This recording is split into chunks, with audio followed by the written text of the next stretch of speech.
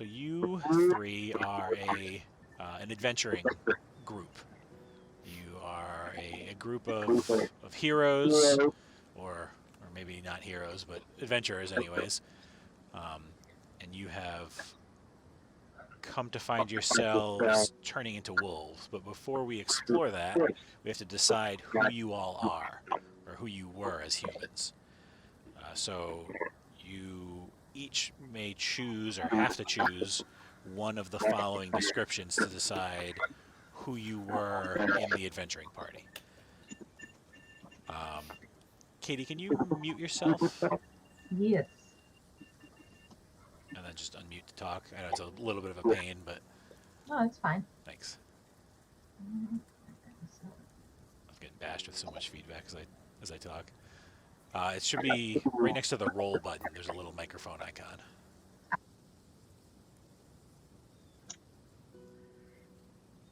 Got it? Okay. Oh, weird. It usually pops up with a little thingy. Okay. Thank you. So, as I was saying, we have to decide who you were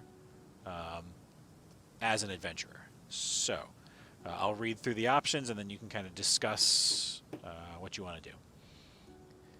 First option. Many have tested my sword arm and now wait to meet vengeance upon me in the afterlife.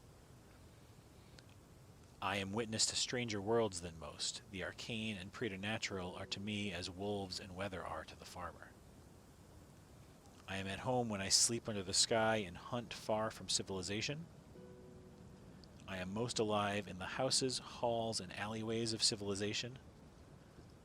Or no one ever truly knows where I stand and who I keep at dagger point. So those are your options. You each choose one of those. Anybody feeling a strong pull to one of those? What was the second one? Third one. The second one, Jen, was I am witness to stranger worlds than most. The arcane and preternatural are to me as wolves and weather are to the farmer. I like the I'm at most at home, far away from civilization one. Okay, great. And Katie? Hold on, I'm trying to see if my headphones will work. Oh.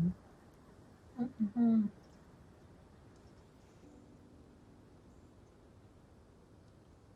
Can you hear us? Can you hear us? Take that as a no. I've got a lovely bunch of coconuts. Fiddly-dee. We are standing in a row. Bum, bum, bum. Something as big as your head. Sorry. Now we can't hear you.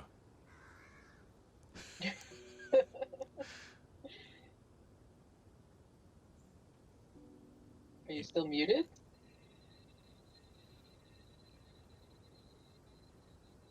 Try switching microphone again.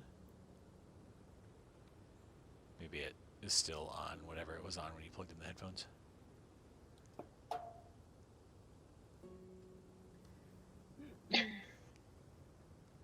Oh no. Katie! Oh. Speak to us! No, I think that had worked. Hello? There you go. Yes, we can hear you. So weird. What was the first one with the sword? Many have tested my sword arm and now wait to meet vengeance upon me in the afterlife. Yeah, I'll be that. Okay. Mm-hmm. So just on like a notepad, either digitally or in real life, you're gonna jot down one of the following. So Katie, when performing tasks of gore or hatred, you may add 3 to your blood die after rolling. Jen. That's the human one, right? Yeah. Mm-hmm. Jen, when faced with the supernatural, you may add 3 to your blood die after rolling. Okay. And Trish, you start the game at 2 feral. And what that means is that you are already kind of in tuned with your wolf side more than your compatriots. Okay. Whenever you roll, you add that number to your wolf die.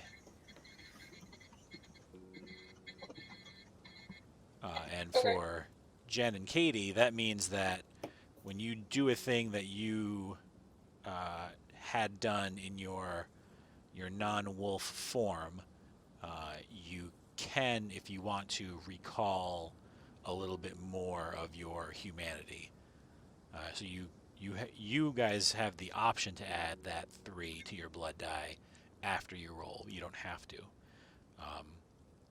Whereas your Pharaoh score for Jen and Katie, it's 0 currently, but it can and probably will increase as we play. That automatically adds to your wolf die. So when we do something that we have done in our previous human life, Yep. we win. What was that? You can add 3 to the blood die after you roll. So if you have to roll to do something, you add 3 to your human die. If you want to. You don't have to, but it's an option. But you get to decide it after you roll. Okay. And I'll try to remind you about that. Thank you. All right, so we know a little bit about who you were before.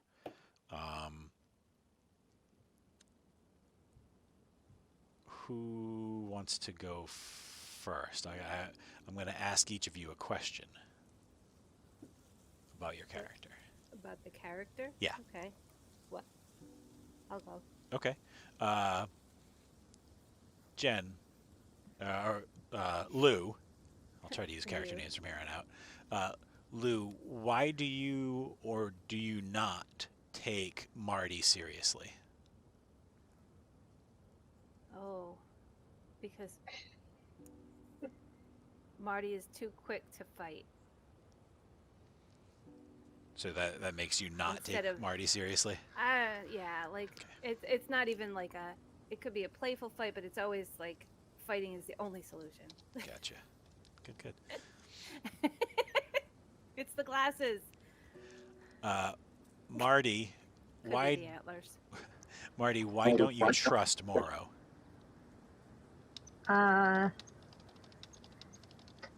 Because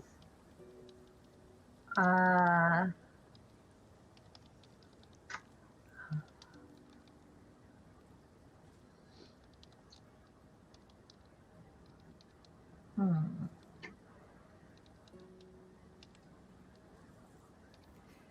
don't I trust Moro?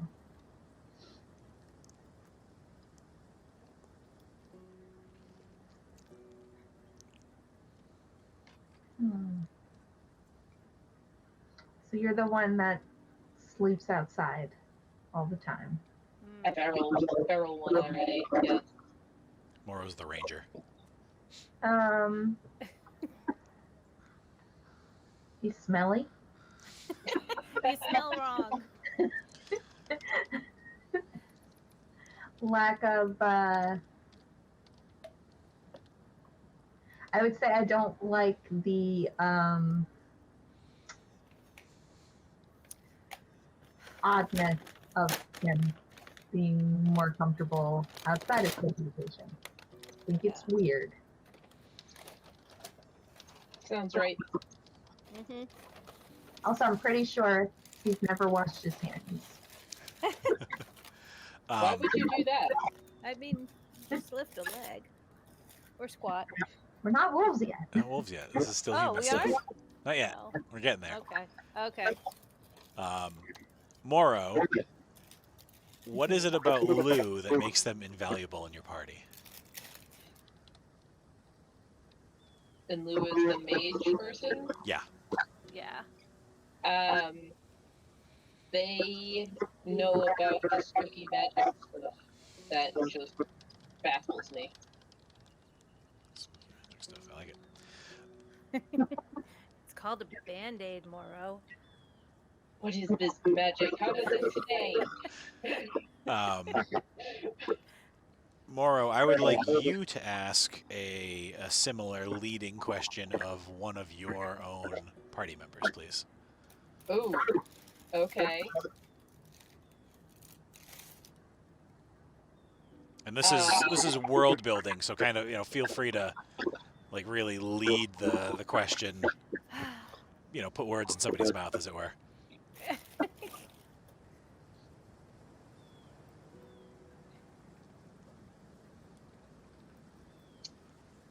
Marty, how did you attach yourself to Lou?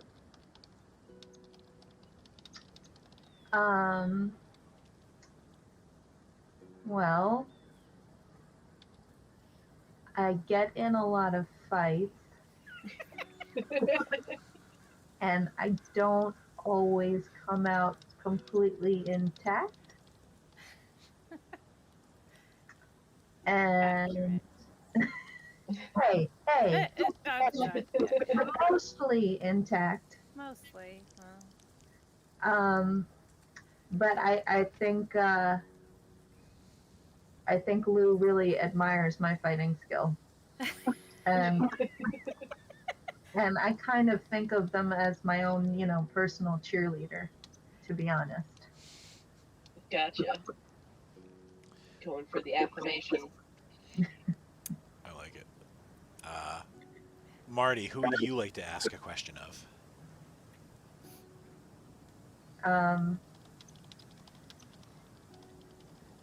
I would like to ask Lou why they're so insistent that we let Moro hang around us.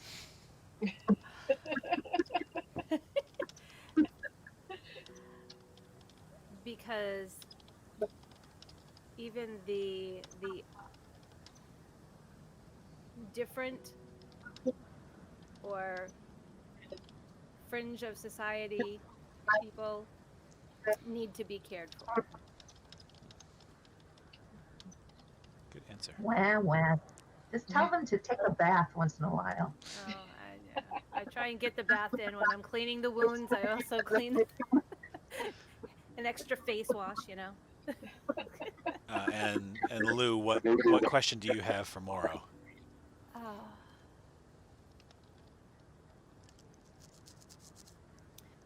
I think because I've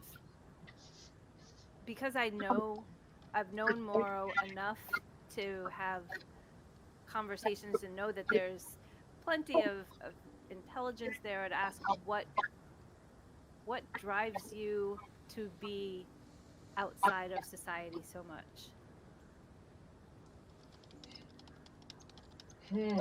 Like the avoidance of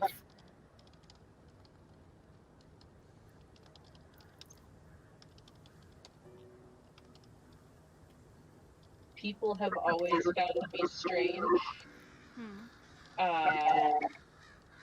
And I have always felt more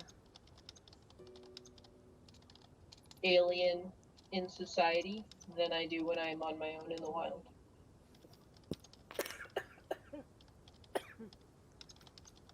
Oh. All right. Now, my friends, we move on to the Wolfspell.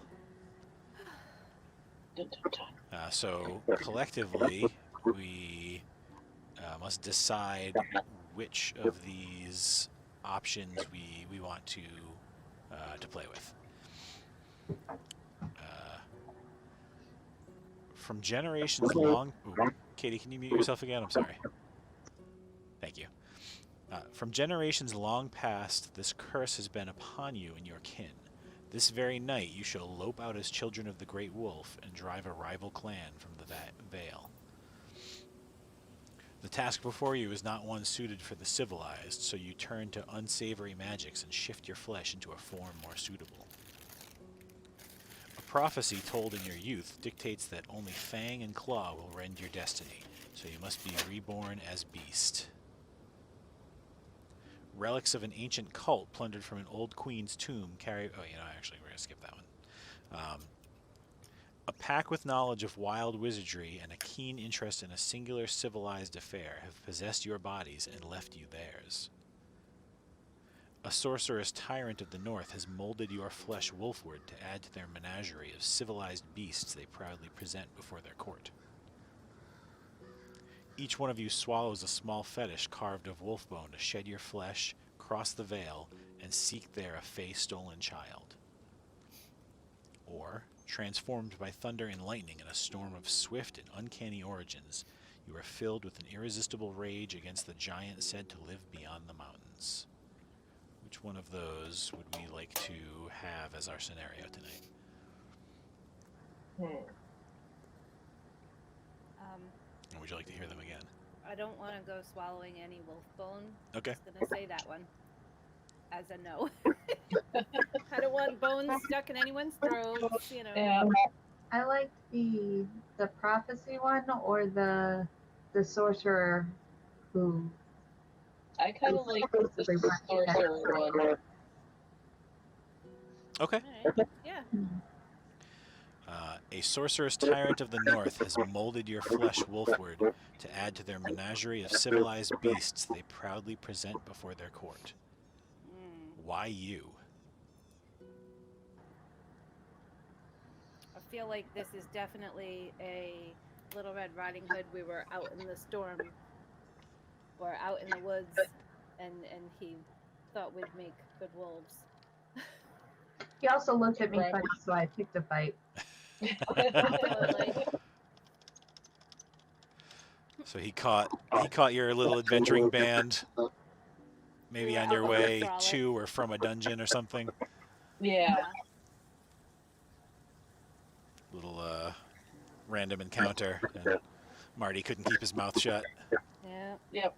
I mean, to be fair, he turned out to be evil. So, I mean, was I really? Oh. You weren't wrong. You guys mock what you don't understand. He sense for evil. I like it. Yeah, he decided to turn you into wolves to teach you a little more about being civilized. Yeah.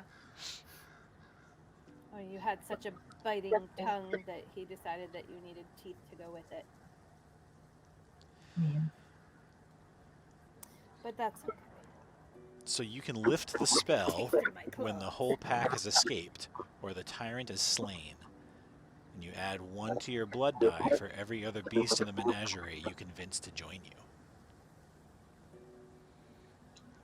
And what that means is for every beast that you convince to join you, leaving the either escaping or fighting the tyrant, you get a +1 to your roll to regain your humanity. So now we can speak woodchuck as well as wolf. I don't know. We'll have to establish that. Okay. I hope things aren't echoing on my end too. Both my headphones Yeah. are everything all of it was just digital noise. Oh, weird. Yeah. Yeah, Derrick, you started echoing. Yeah, I can hear the echo on Katie's, but I thought it was just on your speakers. I was muted when Derrick started echoing. That must have been for on Trish's side then. Oh, I don't really hear it. Do you hear it right now? Oh yeah, there it is. Yeah. I don't know.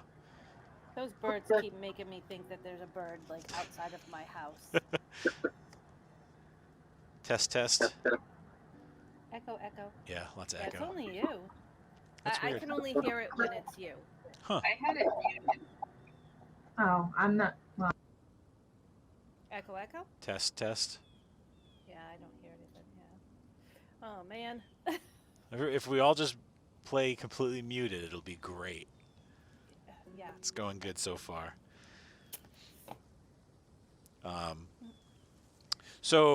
Yes, this sorceress tyrant, whose name you later learn as is Moro the Blooder. She catches you out, and Marty picks a fight, and she decides to teach you a lesson.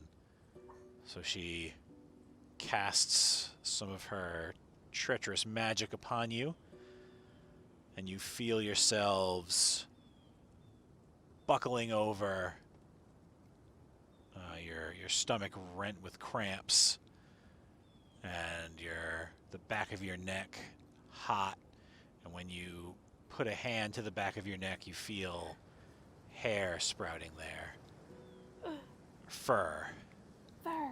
It's so soft. And it's you accidentally scratch the back of your neck with these long claws that you are growing as this fur sprouts, and you feel the bones in the back of your neck begin to crack and elongate. And as you let out a yell, it turns from something you recognize to something you do not. As we lost Trish.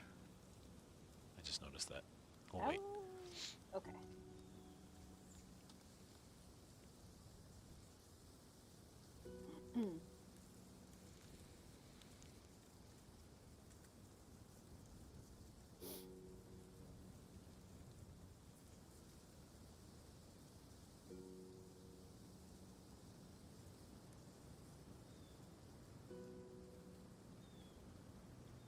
How's that? Sounds good. Nice. Oh, I'm still getting the echo though. That's because it's still playing you through my speakers for some reason.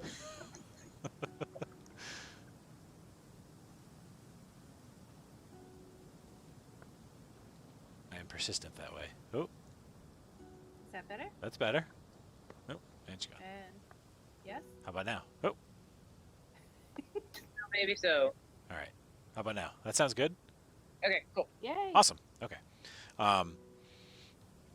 So you've got claws sprouting from your fingers, and you feel the bones of your neck cracking and elongating, and you let out a yell, and it's distorted in your mouth as your whole mouth elongates out, and your nose narrows down and joins your mouth, and you feel teeth, all of your teeth just falling out of your mouth, and sharp teeth pushing their way through, fangs almost, you would say, and you can smell the human stink on you, and the blood kind of coming out of your pores and your gums, and you can see colors and things that you've never noticed before. Well, maybe Lou's probably seen them before, but the rest of you have never seen these spectrums of things, and suddenly everything is brighter in the night, and you can smell the almost pure, almost scentless smell of the sorcerer near you there. She is notable because she has no smell. You can still smell the human, or the humanity on the clothes that you have shed, but she puts out no scent at all. She's invisible to your noses, and if you couldn't see her standing there in front of you, you wouldn't know that she was there. And you feel your haunches growing and your legs strengthening, and you are unbalanced for a moment before a tail sprouts and begins to kind of wag back and forth and keep you on all fours, and your pads sink into the snow a bit beyond you. Oh. Marty, how does the shifting warp your consciousness? Well, quick question. Hmm. Do my glasses stay on? Do you want them to? I would like to. They're not. They're just glass. Like, they don't actually help my eyesight. I just think they're cool. My uncle calls those fashion glasses. Yes. So I would like to keep my fashion glasses Okay. if possible. 100%. Yeah, they stay. Yep. So sorry, what was the question? How does the shifting warp your consciousness? I would say my normally aggressive personality probably doubles in aggressiveness. All right. That makes sense. I like that. Yep. Like I'm probably already growling.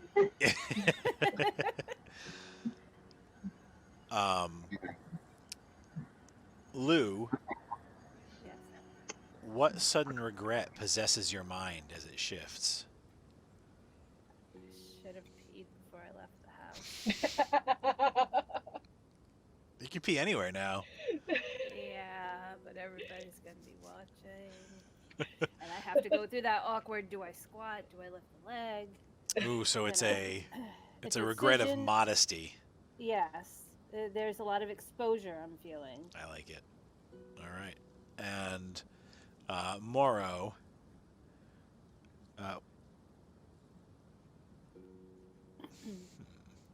what is the most painful about the shifting? The teeth thing. Teeth thing. Yeah. Like, my gums are tender just thinking about it. Yep. You look around at your other two companions and notice that you are now all wolves. Oh. Moro, when your friends look at you, what do they see? Describe your coat, your size, your scent, and your voice. I think Moro is now a little gravelly. Speaking a little tenderly. So, but I didn't establish this yet, but one important thing is that you do not speak as wolves. You communicate, and because you are pack, you know one another. But as far as voice, that would be more like what your howls and your yips sound like. So that can absolutely still be gravelly. yeah, still gravelly. Just rawr, rawr. Just like she's talking like she's a little tender around the mouth at the moment, or howling like she's a little tender around the mouth at the moment. Yep. She's actually a pretty big wolf. Like good size, not like huge or anything, but like on the larger size for a wolf, and is mostly normal, like silvery gray fur, but just has a little white tip on the end of her tail. Oh. Cute. Marty, how about you? I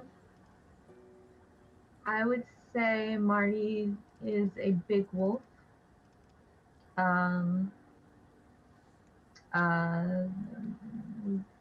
Probably, I don't know. I want him to look big and mean. So big black wolf. Ooh. Lots of deep growls, but probably very quick to do that startled whine. Aww. Like growl, growl, growl. What's that?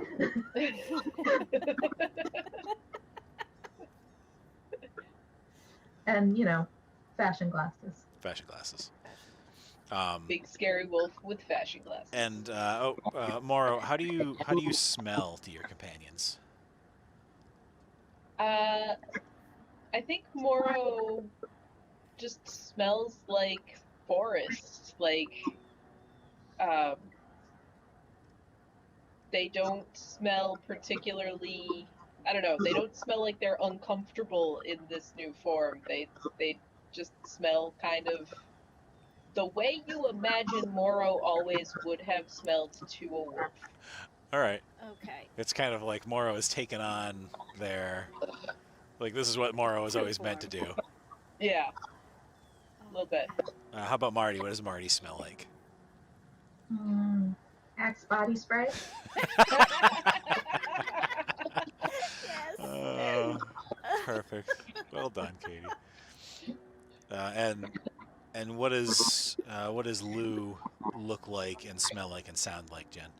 All right. Lou is probably the smaller of the bunch. Very like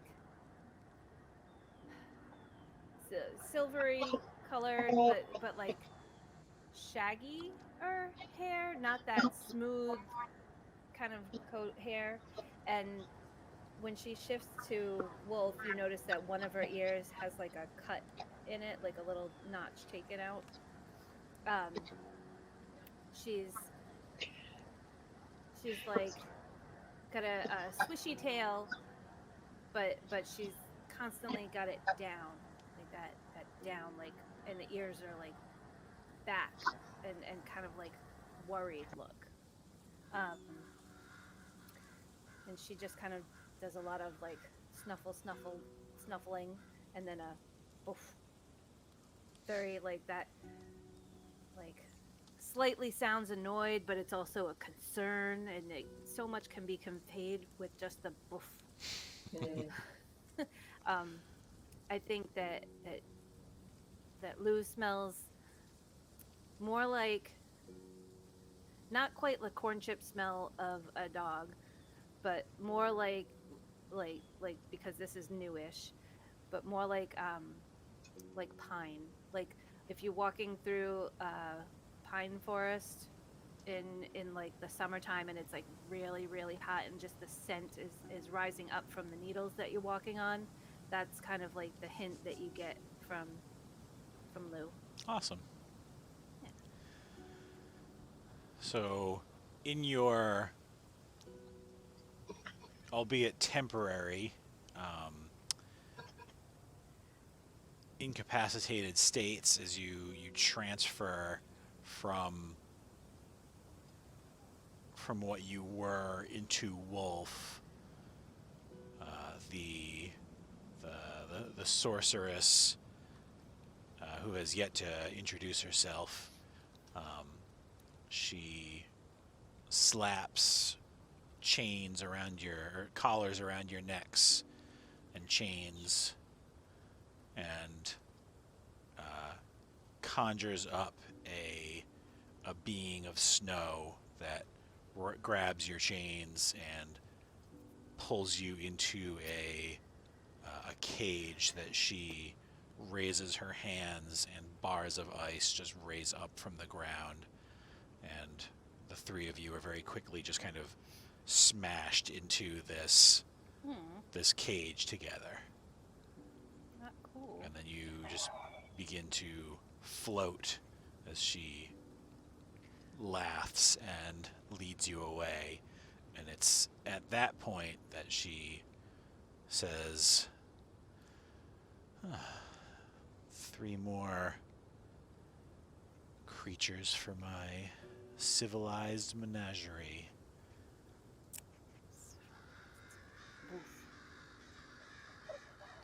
It's not that long to Rayford Cairn. Don't worry, my little pups. Moro School will take care of you now. I think I know how to relieve myself now.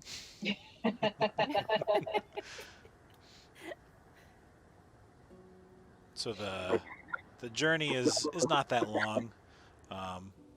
Probably about a day, but it feels very long, cramped into this cage with your compatriots. At least we're cozy. Do you? Toasty warm. Mm-hmm. There's not a lot of room to move, yeah, but you are plenty warm and comfy. Mm-hmm. And you find that you can communicate with one another still, through yips and the baring of teeth and ears and tails, and there's a whole language that you very quickly wrap your wolf brains around. And it's not long before, as I said, about a day before Moro School points, and ahead, kind of jutting up from the water, is this massive land that is at an angle, like a 15-degree angle, and it shoots out over a lake, and the whole swath of land is lit up with lights of this city. And Lou, at the very least, you know that this is Rayford Cairn. You've at least heard of this place. Okay. Possibly you've been here as well. Oh. In human form, yeah. Yeah.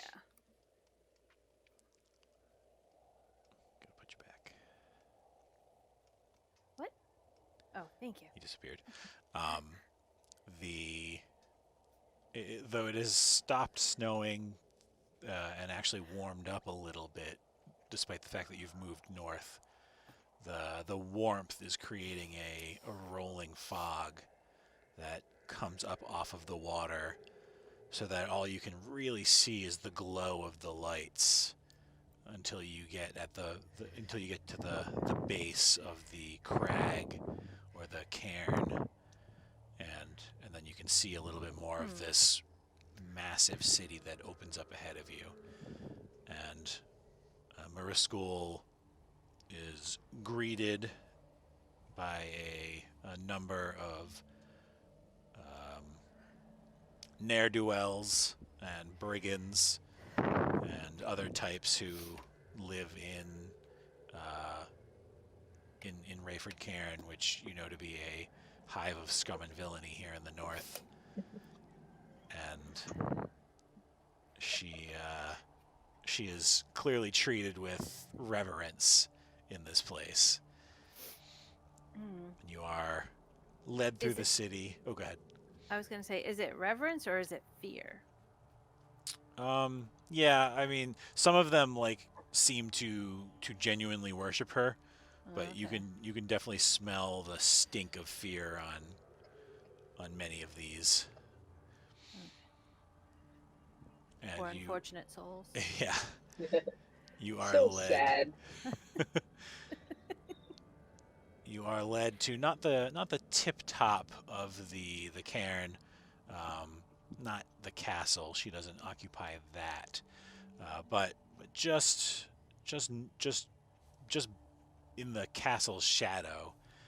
If it were sunny out right now, is a pretty sizable compound that you are led to the back door of and escorted through. But you can see that there is a large set of open or currently closed gates, like 10 feet high, but they face the main thoroughfare, and there are signs that your brains can still process the written language of this place, and it says Mariskool's Menagerie, and there is a entry fee and a warning that if you do not follow the rules, you may not leave with all of the parts that you enter with. But you are led through the back entrance, and Excuse me. the ice bars this far from the wilds and this surrounded by the lights of civilization are beginning to drip and melt just in time for you to be dropped into your own little pen. And then she lets go of the magic, and you can feel it in the air. There's like a staticky feeling as the magic discharges across your fur, and then the ice bars just turn to water and to snow, and you are in a little enclosure, about 20 by 20. There is a large viewing area in front of you, and beyond that is dark.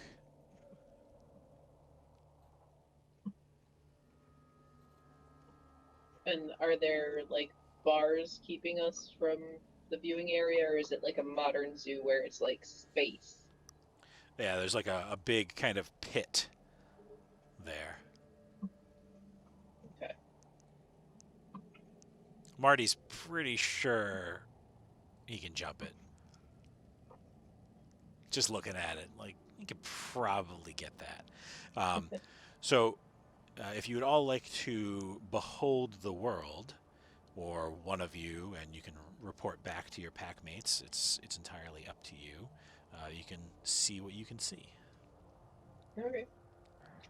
So roll 2d6. Yep.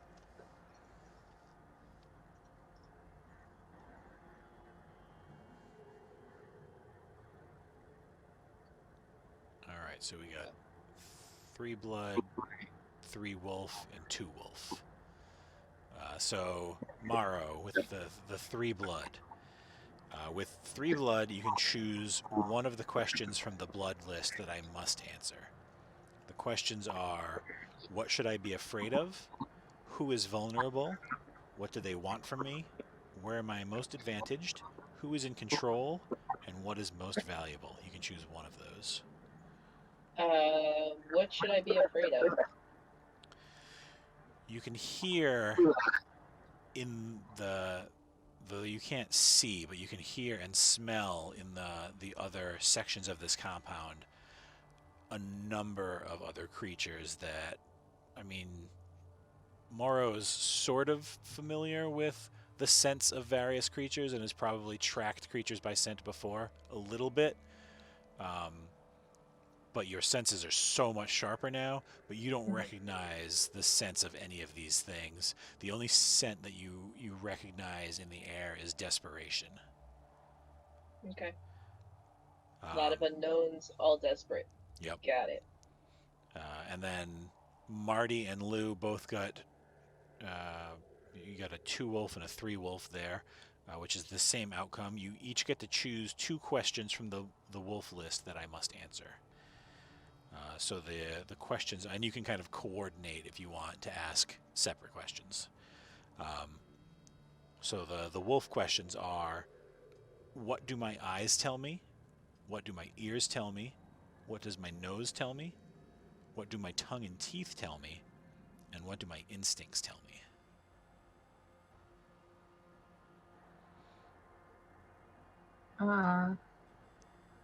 I'd like to go with ears and instinct. Okay.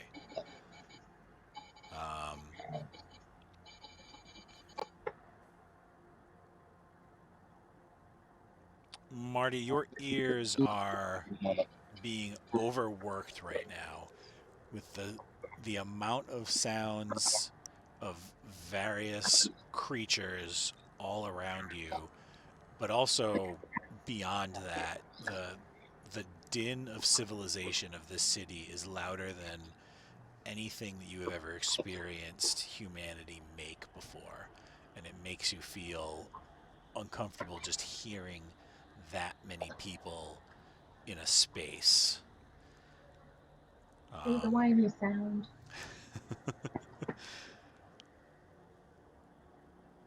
Your instincts are telling you that there are many threats in this area. You sense that these other creatures nearby are like you. They are not normal variety creatures, and you sense that they are going to be more wily than a regular version of whatever creature they may be. Lou, so you've got, what do my eyes tell me? What does my nose tell me? And what do my tongue and teeth tell me? Or you could ask, ears or instincts, and I'll give you something new.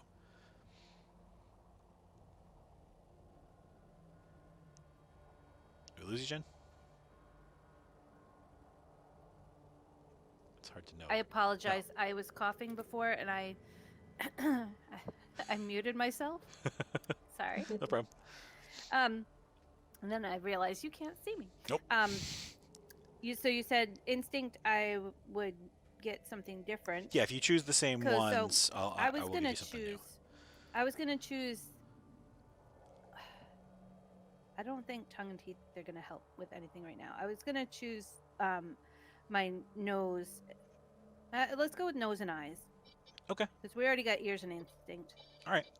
And I'm not gonna eat any of the kibble they give me.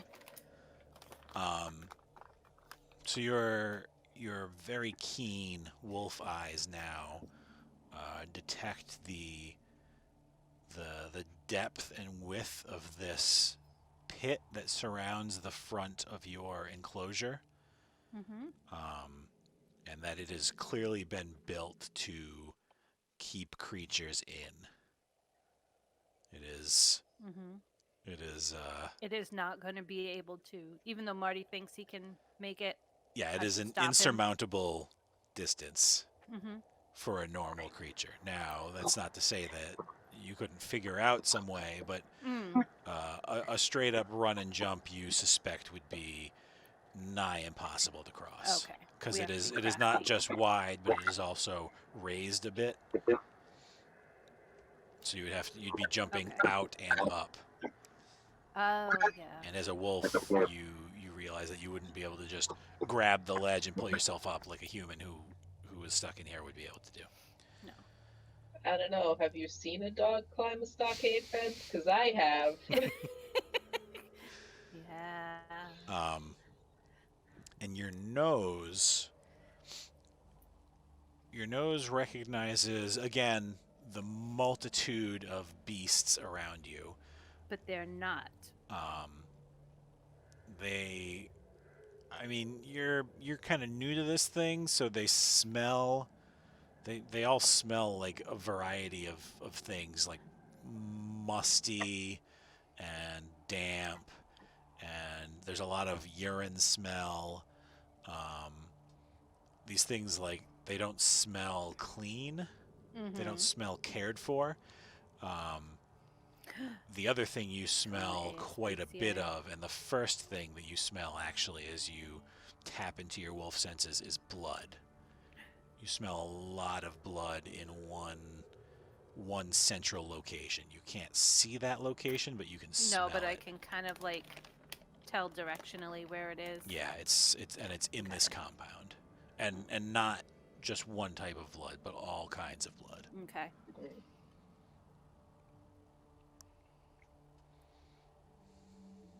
What do you guys do?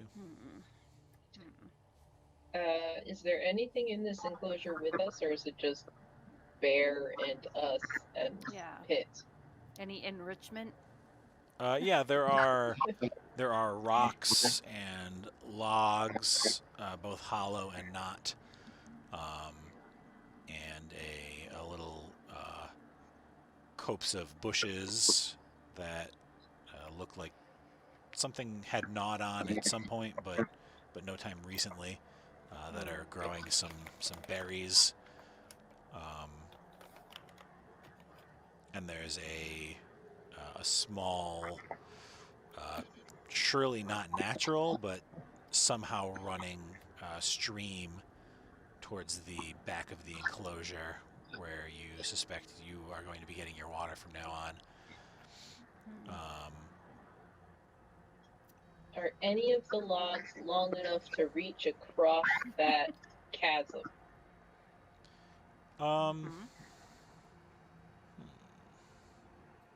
You suspect they might be. Okay. Okay. Should we try and move one of the logs across? Absolutely. I can ambush first.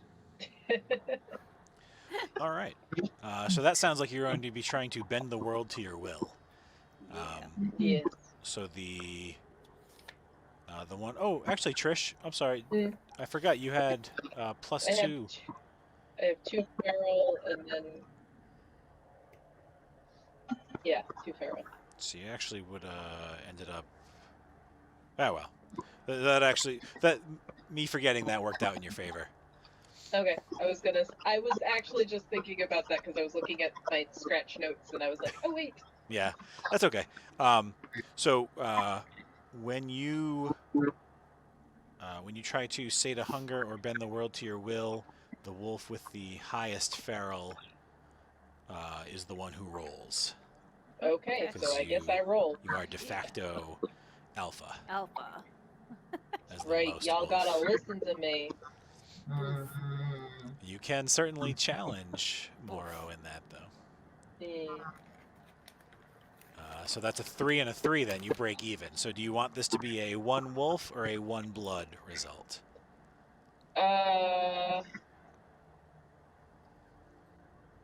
Wolf, I think. Okay. I honestly don't know. Is this for fixing the log? This is trying to move the log. Would it be better to be human? I don't know, because wolf is more physical. Yeah. Okay. Just curious. Yeah, it's up I'm to you. done. I mean, Yeah, it's totally up to you. I feel like you told us this before. What does wolf in this kind, like just in general, before bending the world to your will, what does wolf over blood mean? Um, wolf means you act in more of a collective pack fashion. Blood means you can potentially have more of a change. You can affect the world more, but also potentially has more selfish outcomes. I think wolf, because I think we'll need to act as a pack to get out of our enclosure. Okay. So when you get a result of one wolf, I describe how the path before you is fraught with peril, and you describe how you retreat to safety. So Okay. you get the log. You kind of like nose it and shoulder it, and there's a little bit of Moro nips at Marty a couple times to get him in line to move the log the right way, and you're trying to, as I said, the other side of this pit is raised, so you're trying to like roll the log up Marty's back and move it at such an angle that it'll land and you can, crawl up across it. And you get it. You have the log there, but you see that the second Marty moves, this log is going to fall directly into that pit. So the two of you could potentially, at least one of you could get out over the log. One of you might be stuck behind, and Marty will certainly be stuck behind, and also possibly injured. Oh no. That doesn't sound good at all. With a large number of desperate unknowns around, I don't really want to leave my packmates behind. No.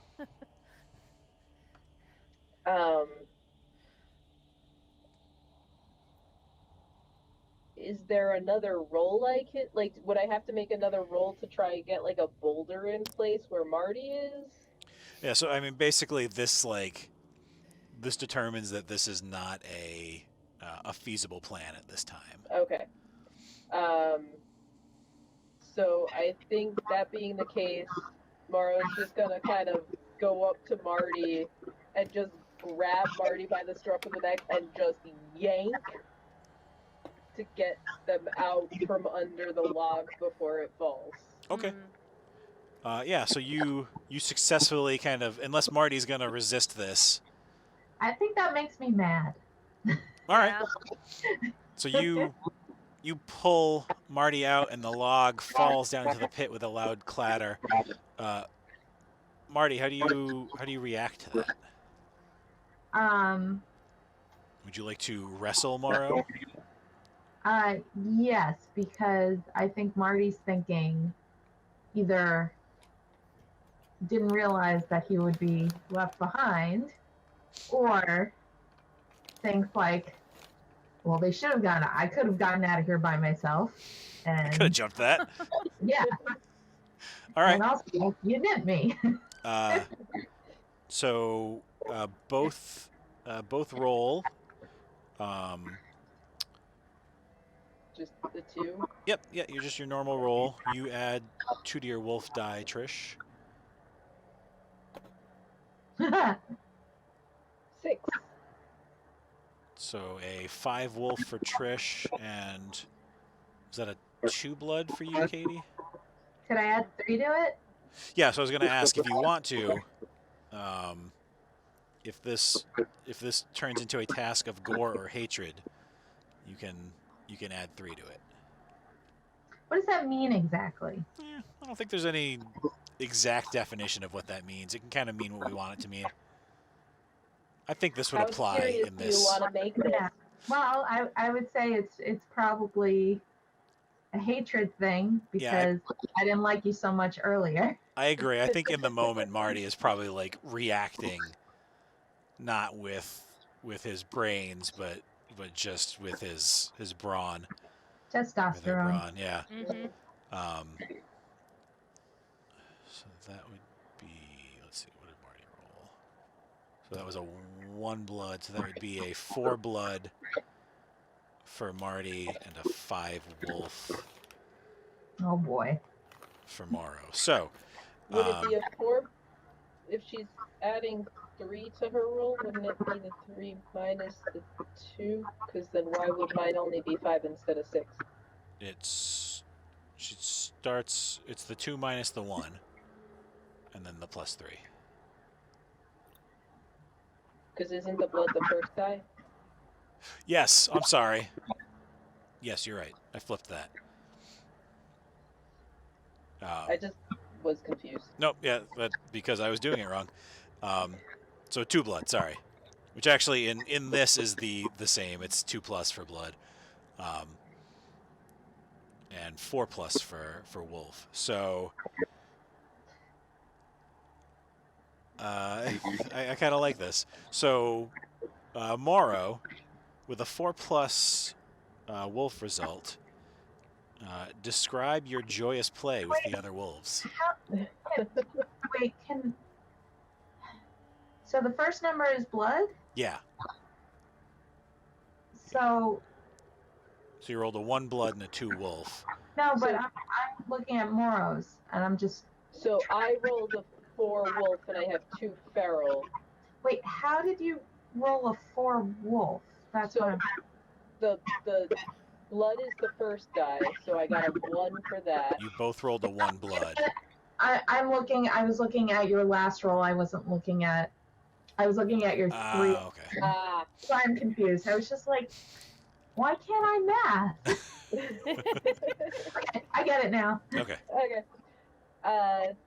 So I think Moro just kind of yanks Marty out and then like is really happy with themselves for like saving their fellow packmate. Yep. So like the tongue just comes out and they do the playback and they're like, yeah.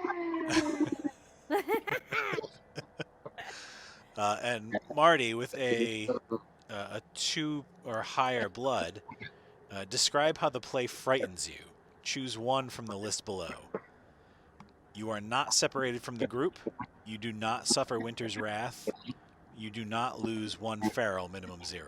You can't choose that one because you're already at a 0 feral. So you can either not be separated from the group or not suffer Winter's Wrath. And whichever one you don't choose, I can impose upon you if I want to. What is Winter's Wrath? Winter's Wrath, oh yeah, we haven't done that yet. A wolf suffering from Winter's Wrath is isolated, sick, injured, or otherwise made vulnerable by their condition or behavior. Whenever the pack faces the perilous, I get to describe how the wolves suffering Winter's Wrath are put in harm's way as well. Does that happen right away? Not necessarily. I can kind of keep it in my pocket and hold it for later if I want to. Unless I pick that. Unless you pick that you do not suffer from Winter's Wrath, yeah. Wait. So you can choose either to not be separated or to not suffer Winter's Wrath. And then the other one might happen. It's not necessarily going to happen. I'll choose no on Winter's Wrath. Okay. So describe how the play frightens you.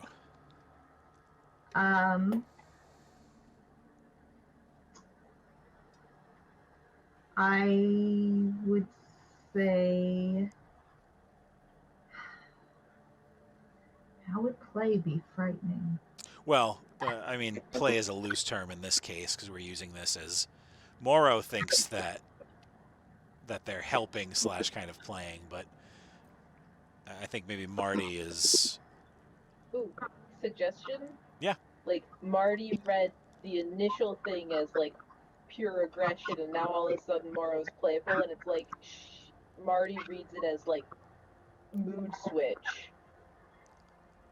Yeah, so I would guess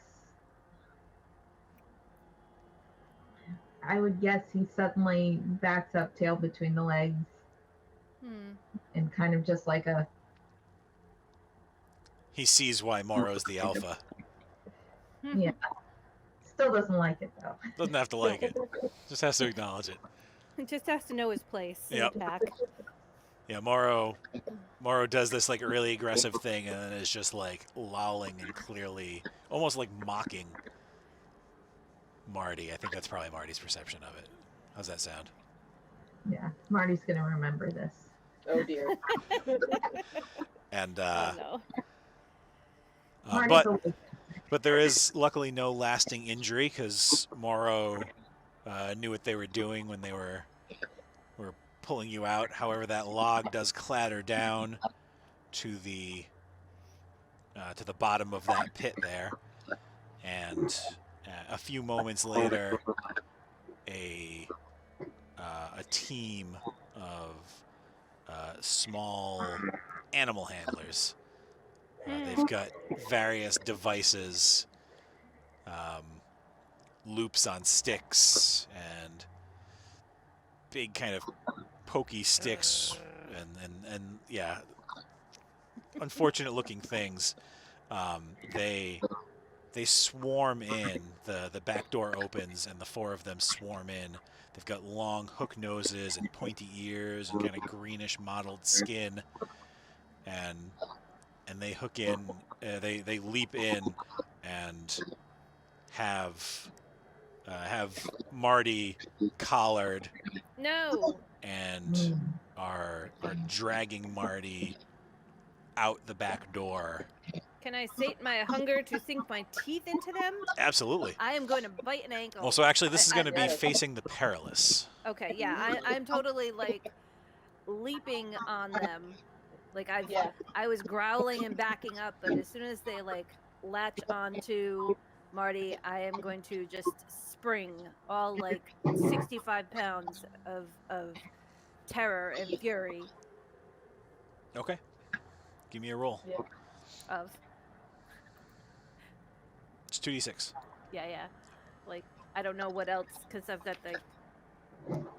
the supernatural blood die thing. I don't know. Oh yeah, I don't think Okay. that applies in this Okay. case. So that is a 2 blood. Okay. With 2 blood, choose one from the blood list. Tell us how you vanquish the peril. You do not have to suffer harm. Winter may not separate another wolf from the pack and inflict Winter's wrath on them. Winter may not teach you a harsh lesson, giving you 1 feral. You can choose one of those, and then I can choose one of those as well. But the opposite of one. Like I can choose to inflict 1. Okay. So I'm choosing what not to get out of this. Yeah, you choose one that you get to have happen, like you Okay. don't suffer harm, or you vanquish the peril, or I don't separate another wolf, Okay. and then So I can choose one of the other ones to inflict. okay. Right now, I think that I would prefer the not to have the second one. The second one. Say it again. You don't suffer harm. No. I may not separate another wolf from the pack. Oh, you said something about like the peril. You can vanquish peril. That was the first Yeah. So the peril is Marty is being collared and dragged away. Right. one. Well, the peril would be the 4 handlers here. Okay. So you can choose to either vanquish some of them, but I still can potentially separate because that is on the list if you don't choose that one. Okay. But I can. I mean, I might not. I might also just make you suffer harm because I only choose one of those myself. Okay. So All right. It's up So to you. my first gut was to go with the not letting them get Marty. So so if you choose Winter may not separate another wolf, then okay. yeah, then Marty will stay with you. Yeah. Okay.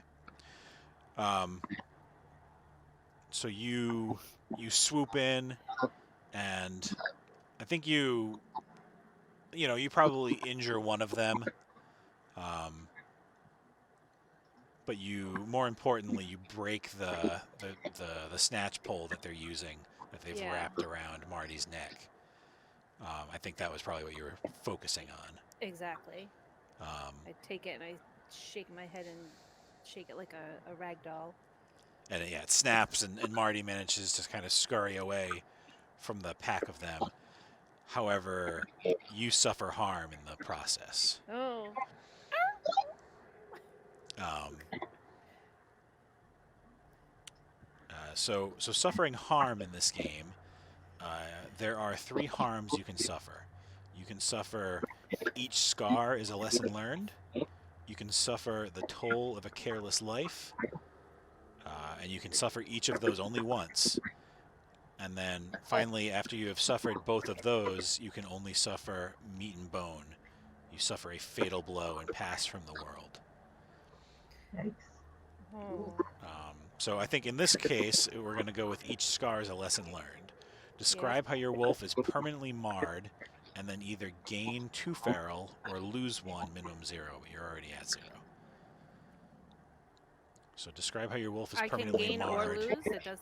You Okay. in this case you have to gain because you don't have anything to lose. Okay. All right. So I'm gonna say that there's a scratch down her cheek from when she like grabbed the stick and snapped it. The other half that he was still holding just scratched right down the side of her cheek. So she's got like the docked ear on one side, the cut, Yep. and then the big scratch down the other side. Okay. So you It now missed her eye. you now have 2 feral, Okay. and you also, whenever you suffer harm, you also gain Winter's Wrath. So you now have Winter's Wrath, Oh. which ultimately means whenever somebody else in the pack faces the perilous, you must also face the perilous. Okay. So that each scar is a lesson learned. Is I can only have that once. Yep. The next one has to be the toll of a Toll. careless life, which is you lose either an eye or a limb. Okay. I don't want to be a tripod. But your sudden show of aggression kind of backs these 4 creatures away, and they grumble in their own nasally language and slam the door shut behind them. Can I try and get something in the door before they slam it shut? Absolutely. Yes. Please make a bend the world to your will roll. Okay.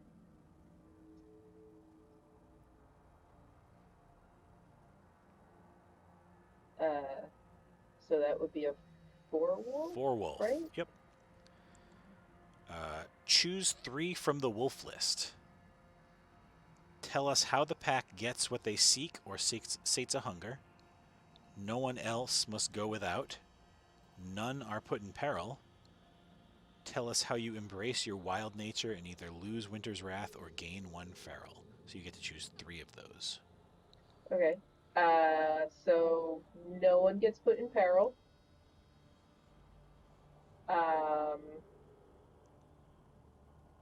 The first one, The pack where gets what they I seek. think, yeah, I think I like run forward and pick up like the end piece of the snatch pole that Lou broke, and like just grab that in my teeth and then just jam it in the door just as it's closing. Okay.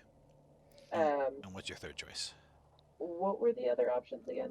No one else must go without, or you embrace your wild nature, and in this case it would just be gain 1 feral, since you don't have Winter's Wrath to lose. I think Moro would probably gain a feral. Okay. Yep.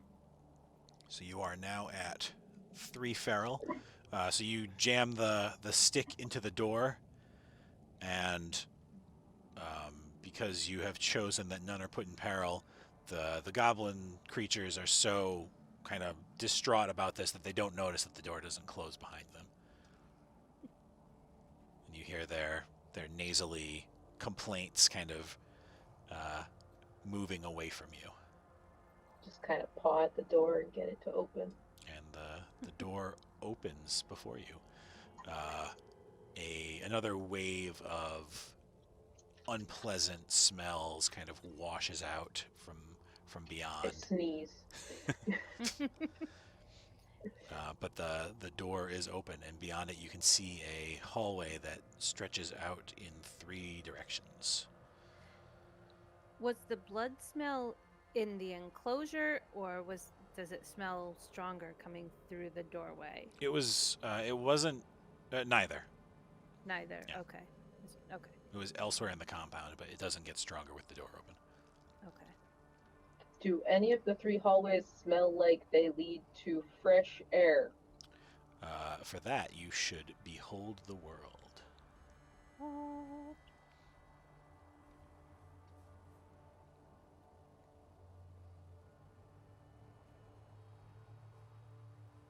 So that's all wolf. 5. Mm-hmm. 4 plus wolf, you get to choose 3 of the wolf questions. So eyes, ears, nose, tongue and teeth, and instincts.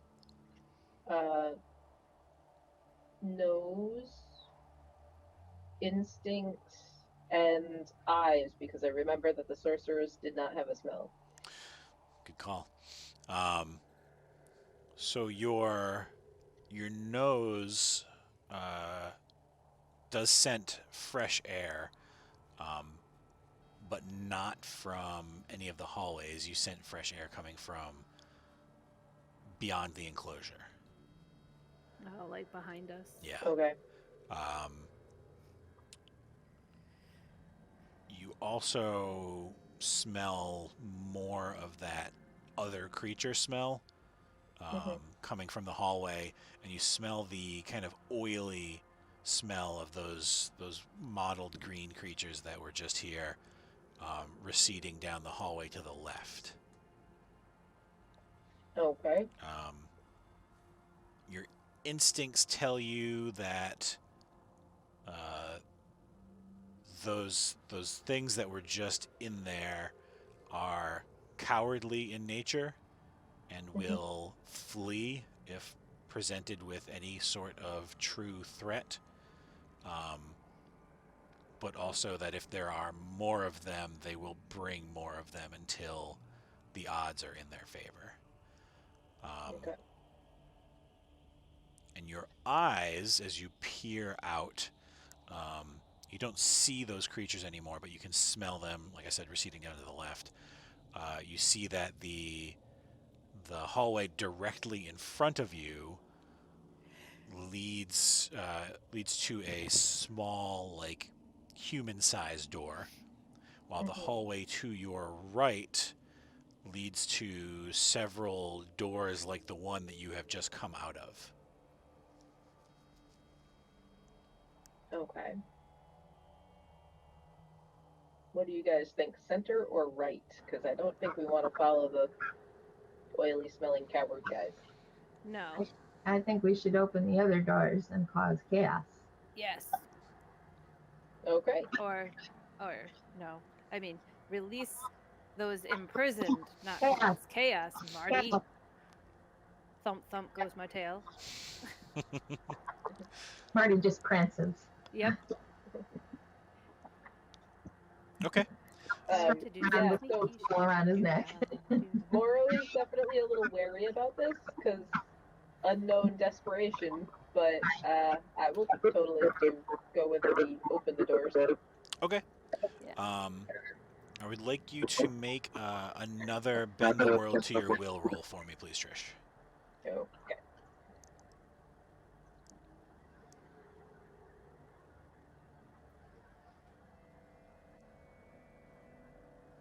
Oh, so you break even on that one. I will pick human this time. Okay. So I feel one like blood. that is more useful. Yeah. With a result of 1 blood, you... oh, shoot, hang on. Before we do that, when you ask the instincts question,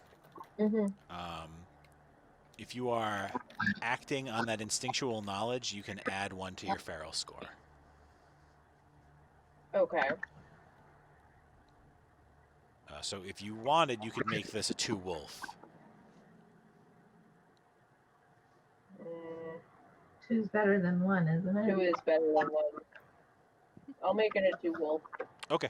Embrace the wolf, Moro.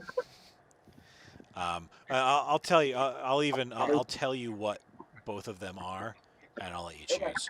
Okay. So a one blood is ask Winter what peril you must face before you reach the end of this path, and a 2 wolf is choose 2 from the wolf list, and that was how does the pack get what they seek?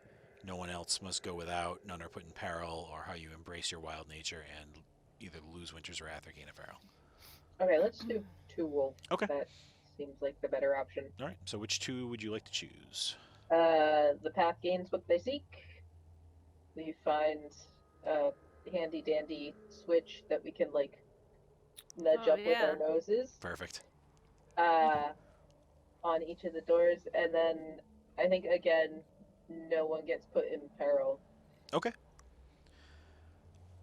So yeah, you smell that like oily smell, that oily creature smell coming from a handle thing, and your human brain recognizes that as a release switch, and yeah, you manage to, working together, flip the switch, and you hear a click click click click click click click click down the hallway. And though none of the doors immediately fly open, you know that they have all now been unlocked. Okay. And nothing comes smashing out through the doors, ready for a fight. What do you think, guys? So the doors are all open. Unlocked. They're unlocked. Unlocked. We Are do, they? we do a shave and a haircut knock on the doors. Yes. Scratch. Yep. Thump with the tail. Dum, dum, da, dum, dum. And then if they answer properly, then we can nudge the door open. Okay. Yes. No one can resist. I like it. Yeah. So the first door that you go to,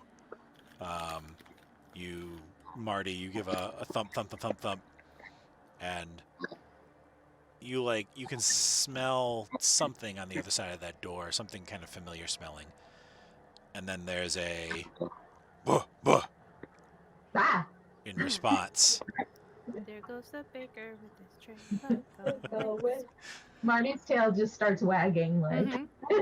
And Paw the door open. Yeah. this, as you go to paw the door open, this massive canine head pushes its way out. This thing is jet black with bright green eyes. It is bigger than any of you. It's like the size of a pony almost, but it is a canine. You recognize it as a mastiff, but it's got glowing green eyes that shine with intelligence. And it takes a minute, but it manages to speak your language, as it were, after a moment, and it asks you who you are and why you have done this. Lou stands really tall, really excited, proud, ears up, tail up and wagging, and conveying every ounce of friendship, and doing the little hop skip, like, come on, let's go, come on. Marty just gives a sup nod. Yep. Moro This sits is the down first and one just I've been excited. lets her tongue hang out and just. Yep. And it gives a big doggy smile and struts the rest of its size. And it is, I mean, as you see it, it shoulders through the door, and it's legitimately the size of a pony, this thing. Yeah. And its coat is just this lustrous black coat, but you see that it's all matted. Oh. And Aww. Oh, wait. Wait, Can I heal him? so to groom, you need a safe, quiet Okay. moment. Okay. So now would not be the time to do it. Now is not the time. But He So I just kind of like stand, even though I'm probably like up to a knee on him Yep. because they're huge. I like lean in to let him know that we'll take care of you after. and he gives you Yeah. a lick on the ear. And my hair is like completely soaked now. Or no, your scar actually. He My gives you a scar. lick on your Aw. scar, Oh, Aww. and then kind of like bumps heads Yep. with you, Yep. and then Oh. Hold on, Indy. like Yes. Go on. kind of with his head jerks to the other doors, and then his ears kind of are questioning. and we move on to the next door. Shave and a haircut. Yep.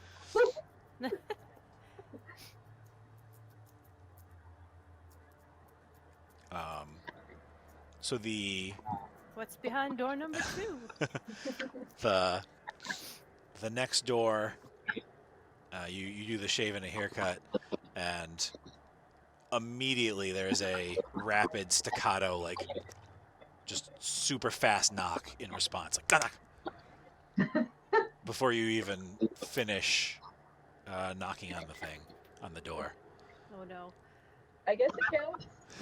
and then the door just like bursts open, and there is this like insectile looking creature.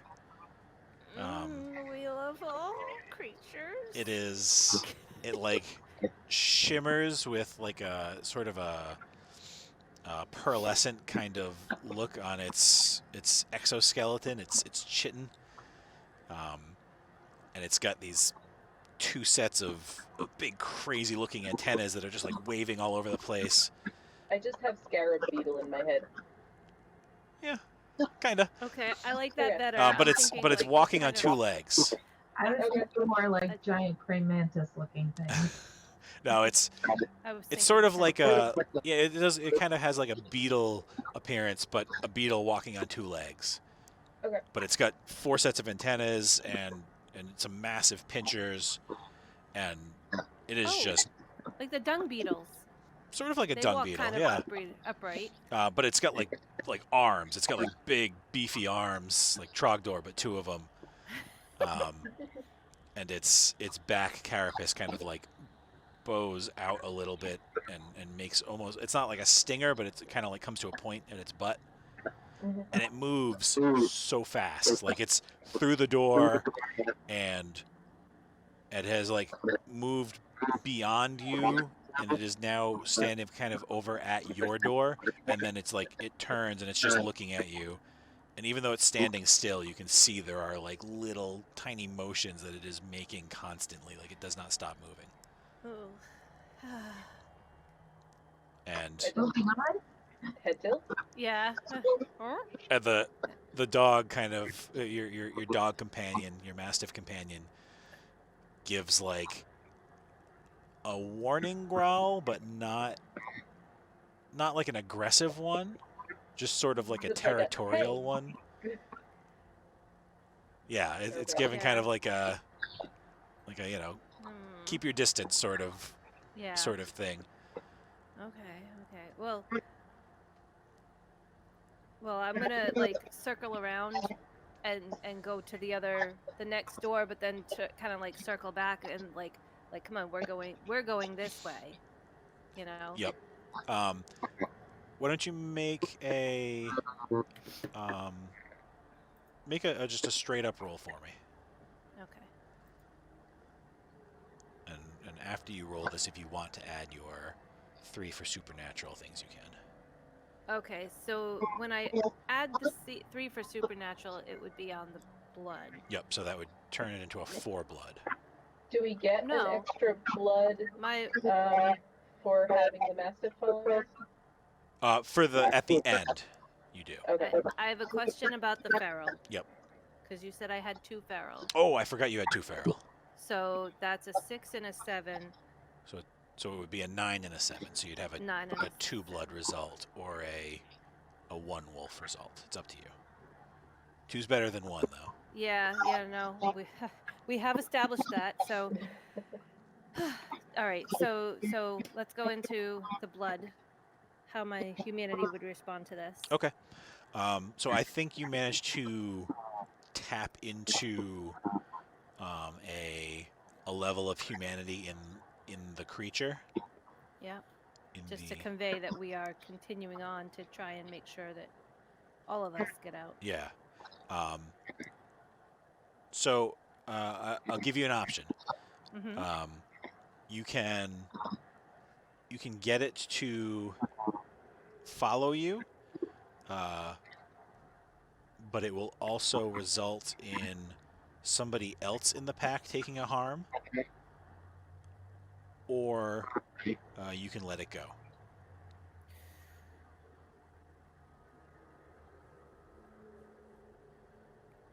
I don't know. And you can talk about it. It doesn't have to be just your decision. Okay. Because I feel like I'm worried that letting it go will bring the goblinoids at us. Well, it'll bring the goblinoids at it, though. Well, it'll come with us. Distraction. It'll come with us, but one of us gets hurt, basically. Yep. Right. Yeah. Well, maybe it's actually nice, and it tries to clip the noose thing off my neck, and it misses a little. Maybe it's not that big. I don't know. I like that. You know, so I get a little hurt, but it's not a malicious thing. But we only have like But 3 we only levels have, of hurt. Yeah. I think it would be a We also good only have 40 minutes to distraction. play, so Yeah, Okay. I think it would be a good distraction. I kind of feel like better at the distraction, but just letting them know what we're doing. And, you know, peace be with you, friend. I don't know. I say let it come to us, and Come at me, bro. Is that what you say, Marty? well, no, but you know, it's got picture things, and this thing is pulling on my neck, Yeah. and maybe it can just snip it for me. And it's pretty freaky looking, so maybe we could use it later. It answered my call. It did. And if Marty is going to be getting injured by it. I'm tougher than that. it is ultimately Okay. your decision, Jen. God, don't do that to me. All right, fine. I had already started to say, like, this is where we're going. This is Marty what we're wants doing. a scar. Marty wants a scar. Yeah, so if he wants to come, he can come with us. Okay. I wouldn't stop him. All right. So But you said I got 2. Because I had 2 humanity things, right? no, so I was giving you the choice of Oh, I got it. Okay. Yeah. Okay. All right. that was your choice. Okay. I see.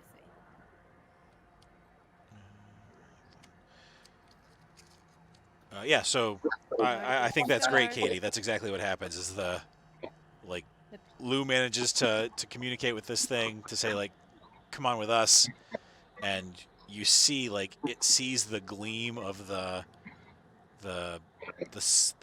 metal collar around Marty's neck, Mm-hmm. and it again, in half a second it is there, and for a moment you're worried that this thing is just going to bite Marty's head off, because those pinchers come down, and it nicks Marty's neck, and Marty gets this massive kind of scar on the back of the neck there. So Marty, you can gain 2 feral or lose 1. It is your choice. No, I don't think I have any. Okay, so you gain 2. And you also now suffer from Winter's Wrath. But I also look a little cooler. But you look way cooler. So Moro's the only one who doesn't have Winter's Wrath now. But you see... But also pretty full of feralness to begin with. Yeah. Mm-hmm. But you I'm see sorry, as the is thing... Moro, What? is Moro he? Moro is a they. They. I've been trying to say Thank they, you. because you're wolves anyways, but... Yeah. Moro doesn't really care, is what No. it comes down to. So if you call Moro he, Moro will answer to it. Yeah. If you call Moro she, they, whatever, Moro doesn't care. Gotcha. Just don't call Moro late for dinner. Yeah. Exactly. So yeah, Don't so call this Moro thing... a bad dog. This Definitely thing not. rushes over and snips that metal collar off of Marty's neck, and when it bites the collar, it just like the collar turns to rust. It just like Oh. falls into nothingness, and you see that the thing does this like happy little wiggle when that happens. But yeah, like a shock of blood does just kind of shoot up out of Marty's neck for a second Okay. there, and it like the mastiff kind of growls at that, and the thing very quickly like shuffles back, and the mastiff just gives it like a little yip, and it like keeps its distance but stays with you guys. Yeah. All right. Alright. Next door. How many more doors are there? 2 more. Okay. Next door. So you go to the next door and do the knock, and there is no response on that one. But you smell something on the other side. What do we smell? Behold the world, and I'll tell you. Behold. Behold. I'm beholding. Just in case it helps. Behold a 2 blood, or I'm sorry, 2 wolf. And I I got, have 3 feral at this point. yeah, and I got a 4 wolf. We got wolves. So a 2 and a 4 wolf. Okay. So 2 wolf. So basically, you can ask all 5 of the senses between Yes. the 2 of you. Okay. Is what that breaks down to. So I'm going to be a little like brief with these since we're doing all 5. I'm listening. So your eyes, you see a door. grossly. There's a door. Thank you, Katie. You should be running this game. There is a gross kind of muddy, pellety soil that is seeping from underneath this door a little bit. You hear wet noises beyond. I think that's the best way to put it. There are like, yeah, exactly. You smell a sharp, kind of astringent smell.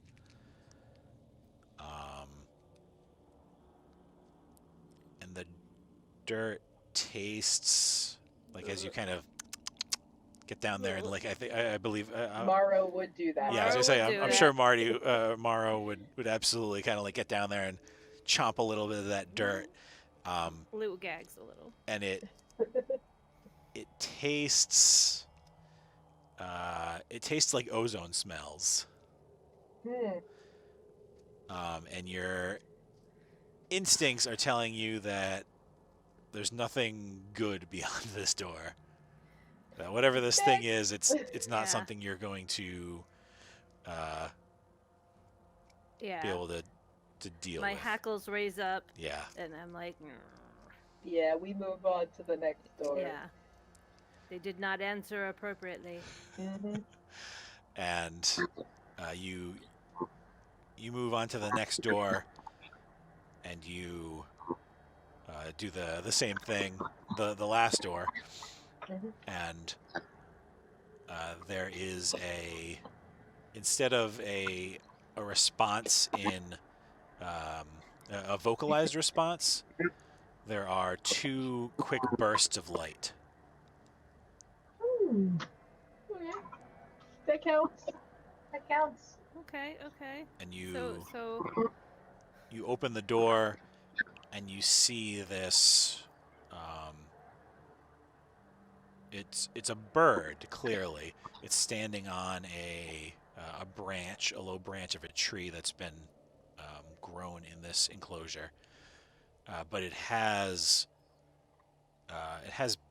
weird symbols etched into its body, its wings, its beak, its head, its breast. Oh. The whole thing is like it has been Oh. carved with symbols.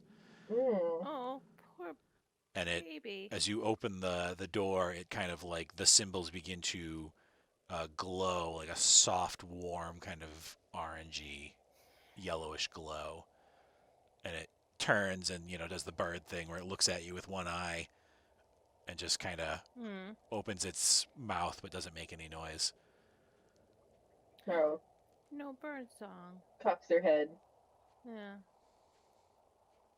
pants a little, tries to look friendly. And it turns and looks out of the other eye at you, and again opens its beak but makes no noise, but glows a little bit, like kind of a brighter sort of yellowish color. Does it look like it's making any attempt to move off of its branch? It's not like locked. Behold the world for me. Behold the world.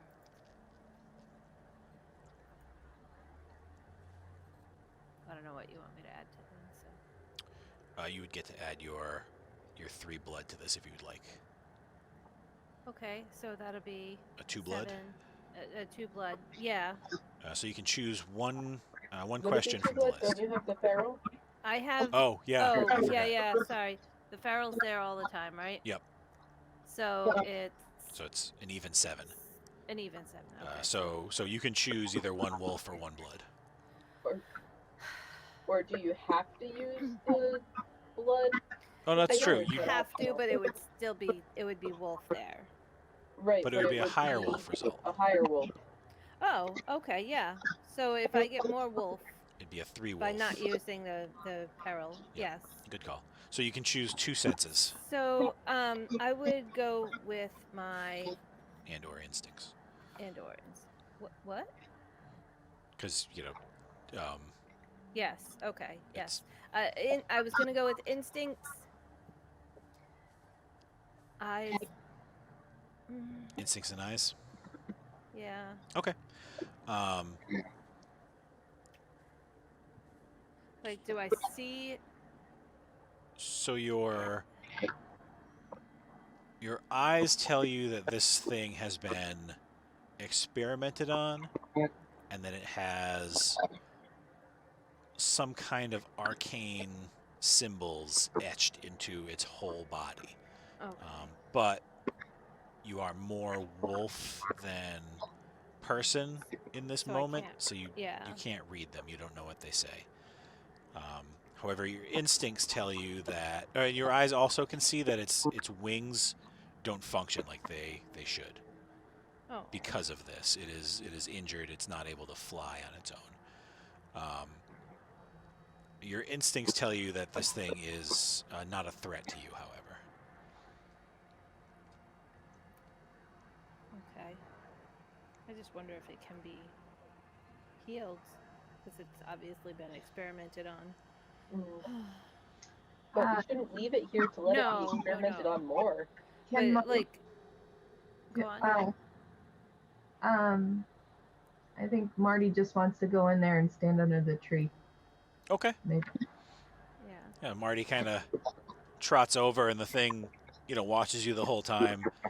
And then when you stand there for a second, it like does a little like bird hop and lands on your back, and it's kind of like unwieldy for a minute, but then it kind of catches hold and sinks its claws into your back a little, into your hide a little bit. Your pelt. Your pelt, yeah. Not enough to hurt, but it's there. Oh. It's like when you're giving a toddler a piggyback ride and they hold on too tight. Marty has big himbo energy right now. Yeah. And but yeah, it is on there, and it opens its mouth again, and it doesn't make any sound, but you feel this like kind of warmth spread through you, Marty, as it glows. Nice. Okay. So, was there anything else in this particular hallway, or does it dead end after this last door? So there is one other set of massive double doors with like a beam across like Oh. like a old style like castle kind of thing. Do we want to try and move that beam? We've got a mastiff to help us. We do. We got Big Bad Marty. Cause We've got the scary bug thing. Mhm. And we got the Bend the master. world to our will. Yeah. I don't think you even Yes. need to roll for this one. I think there's enough of you that you could just kind of Burst out. get under there and move that beam if you so choose. Nice. Yeah. Let's Yes. do that. Okay. We That wreak looks havoc like upon the A town. way out. So you knock that beam out of the way, and the doors open, and immediately you are hit with that blood scent that you had smelled before. Gross. It's strong in here, and you stride out into a open kind of courtyard. There's a fresh layer of snow, and it's rocky and kind of sandy underneath. And there are stands with seats Oh, no. surrounding it's it. an arena. And yeah, it's clearly an arena, and there is a large fence that kind of surrounds the thing, and you see standing in a box kind of at the center of it. You see Mariskull, the sorceress, and you again had no indication that she was here. She does not have a scent, but she is standing there, and she says, "Oh, well, my new additions have made some friends, made a name for themselves. Impressive. I was hoping to put this off until next week, but when I had a paying crowd, but I suppose now is as good a time as any to start things." And she snaps her fingers, and the doors slam shut behind you all, Ah. Mhm. and then the runes on the eagle glow, begin pulsating this like red kind of glow, and it lets out this like horrible screech, and then the bug the big bug thing, like its head starts moving sporadically all around, and its mandibles are click clacking, and the mastiff like backs away from you with its tail between its legs, and its teeth are showing, and it's issuing this growl at you all, but it's like forcing itself to back away. Mm. Oh, We should have let him go. This sounds like something in Lou's wheelhouse.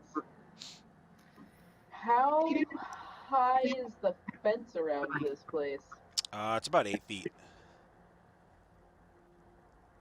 Okay. Uh, I bet we could use like Lou and I, if Marty uses Lou and I as like a springboard, I bet Marty could clear this fence and get that sorceress. yes. I want to bite her. We're gonna do like stair steps. I'll like crouch behind you, and then Moro crouches, and then maybe the mastiff, and you can run right up us like stairs. Well, the mastiff doesn't seem to be in a position to assist you he's- currently. Okay. All right. Well, the two of us, we got this. All right. So who has the highest feral right now? Is that Moro I do. still? Okay. Moro, Yeah. give me a bend the world to your will roll, please. Okay.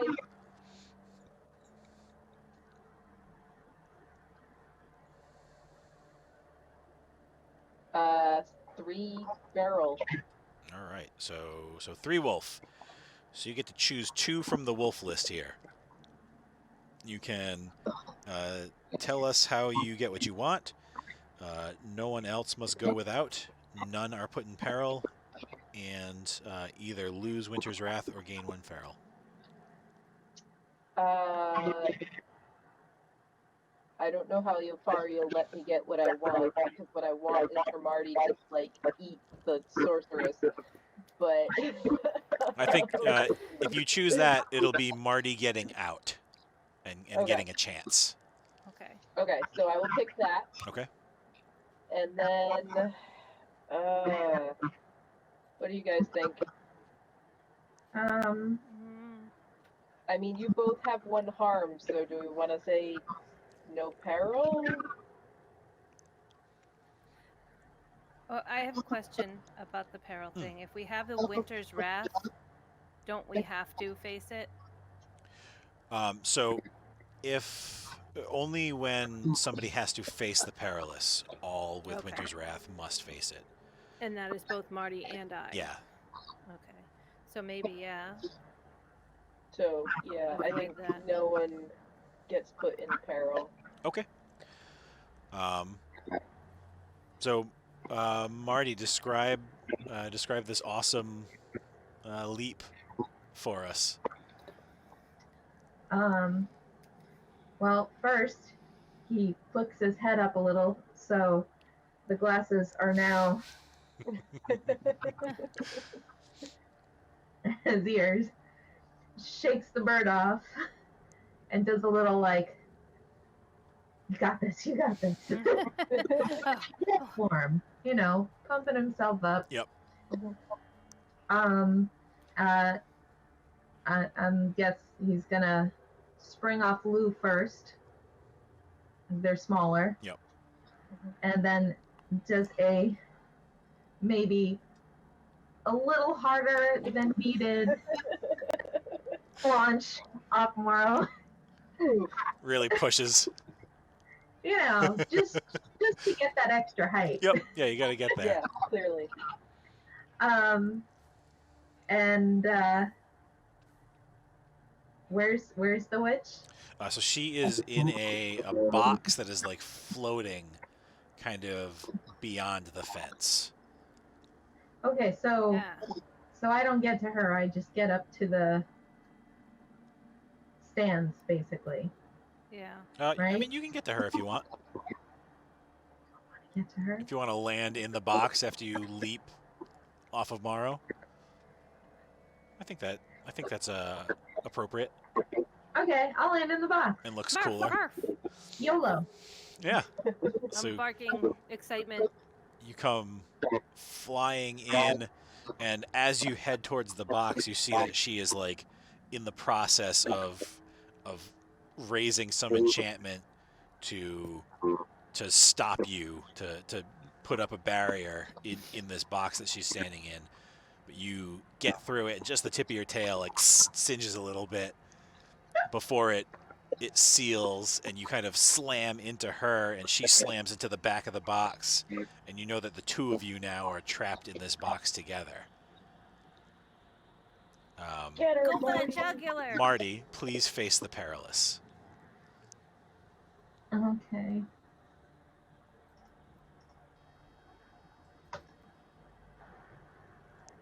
And Trish, because you put no one else is put in peril, I will not have Lou also face peril here. Okay. But since Marty's doing some shit. So Marty, if you want to add your 3 to your blood, you can, but you do also have Chew Feral on top of that.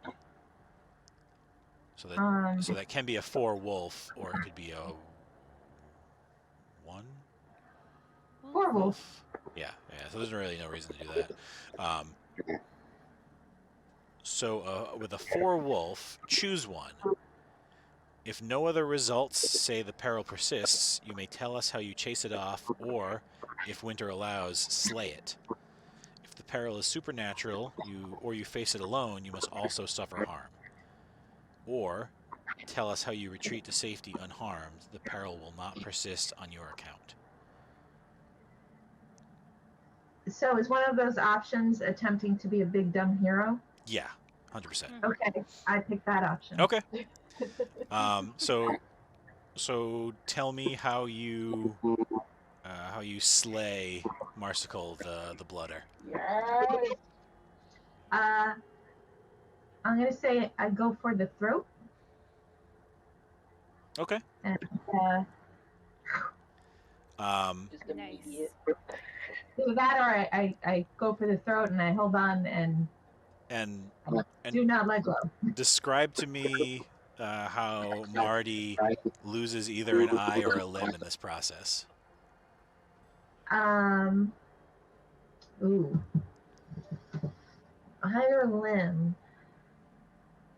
I would say as he's gripping onto her throat and clamping down, Oh, I have an idea if you want. go for it. So Marty gets his teeth into her throat, and Is it for the eye? Because he'd prefer the eye. I'll let you choose. Yeah, you can choose. He wants to lose the eye because then he figures he could swap fancy glasses for an eye patch at some point. Gotcha. Cool eye patch. Naturally. And her hot, like magic laden lifeblood just blasts you in the face as you chomp down on her throat, and immediately the whole box that is just kind of floating there in the air shakes, and then crashes to the ground as her concentration that was keeping this thing aloft just breaks. And her body breaks too as she slams into the ground with Marty on top of her. But the shards of the thing just explode, and one of those shards just goes right into Marty's eye Ugh. and just shoots him, and Marty drops as well. While thinking, worth it. And it drops actually onto the fence that it was floating on, causing that chunk of the fence to collapse. And at the same time, the bug and the mastiff stop their odd sudden behavior, and the red flaring in the eagle reduces back to like that sort of orangey glow it had before. Nice. And you feel this like pull in your chest. So now, my friends, we try to lift the spell. Oh. So to lift the spell, you roll adding only your feral and the bonus that we had discussed previously. So 3 beasts following us. Yep. So you're going to add 3 feral and also 3 blood, and you each roll individually. So I roll two feral feral, and Yeah. 3 blood. And I roll 3 of each. 3 of each, and Marty is 3 and 2 as well. Moro is still a wolf. That's appropriate. Okay. Wait a minute. So I got one yeah. blood. So I have 6 wolf and 9 blood. Let's see. Is that what it is? I don't know where the 3 Nope. came from. So the 6 is your blood. Okay. So I don't add to that. So that's so you got a 9 blood and a 6 wolf. So that gives you a 3 blood. Okay. Maro, you got a 1 wolf, Mm-hmm. and Marty, you got a 1 blood. So Lou, Mm-hmm. you feel the reverse of the change coming over you, and it's still uncomfortable, but it's not as painful. I feel like it should be more like slipping off the wolf skin.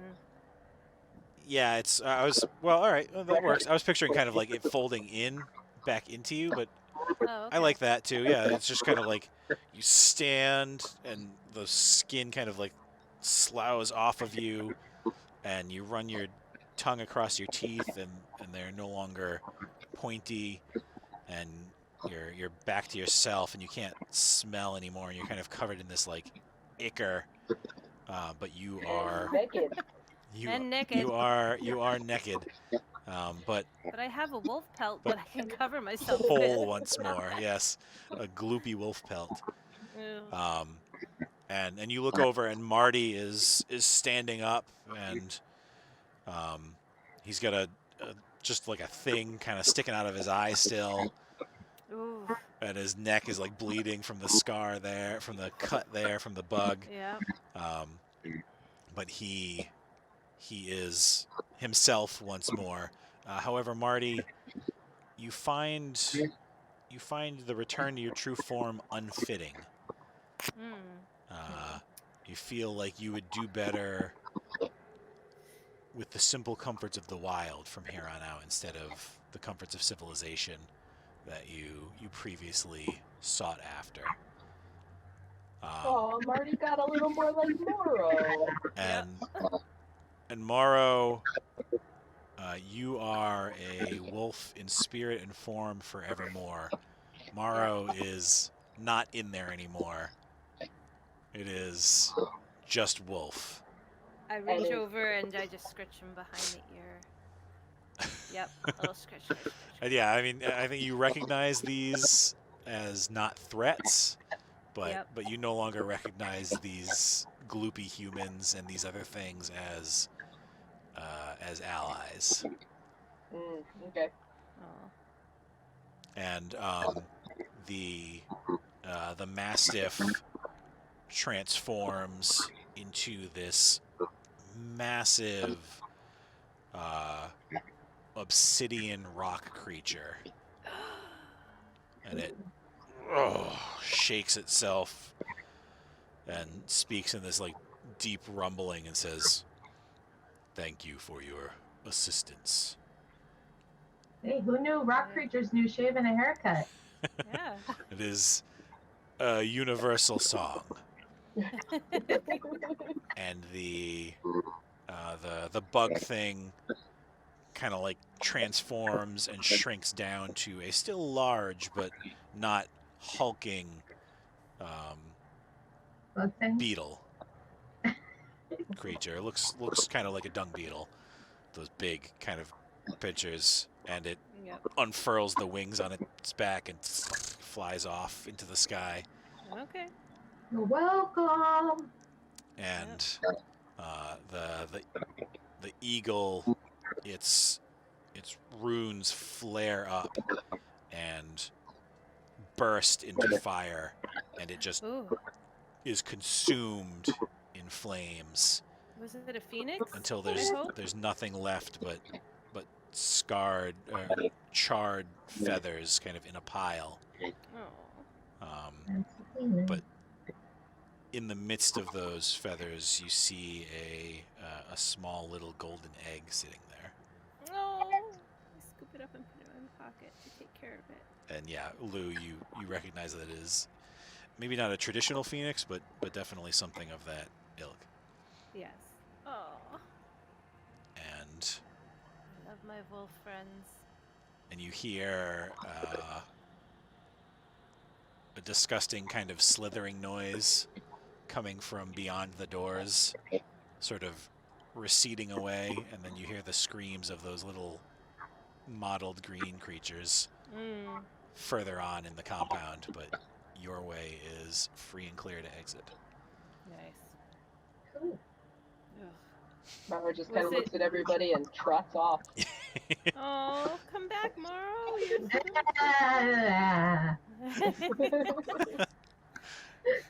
It's what they would have wanted. Yeah. It's true, but I just want to pet him again. Pet your bird. Not yet. It's still an egg. You can't pet the egg. You can pet the egg. You can. You're not supposed to move it too much, right? You just roll it over once a day. Details. Yeah. All right. Oh, man. Worried about a bird. I still have this thing in my eye. It's just like sitting there. Oh, okay. I'm just holding on to the egg, and you've just got like this giant stake sticking out of your eye. Pretty bird, pretty bird. It's okay. Come on. You can hatch. He's got a chunk of metal stuck in his eye. And Marty realizes he has one regret. He can no longer wink. Oh, no. I regret this decision. Well, you can, It'll be but just nobody knows. finger guns all the way. Finger guns. Oh, There you go. You teach Marty finger guns. He's good to go. Awesome. Oh man. Well, thanks, guys. I hope that was fun. Yeah, that was fun.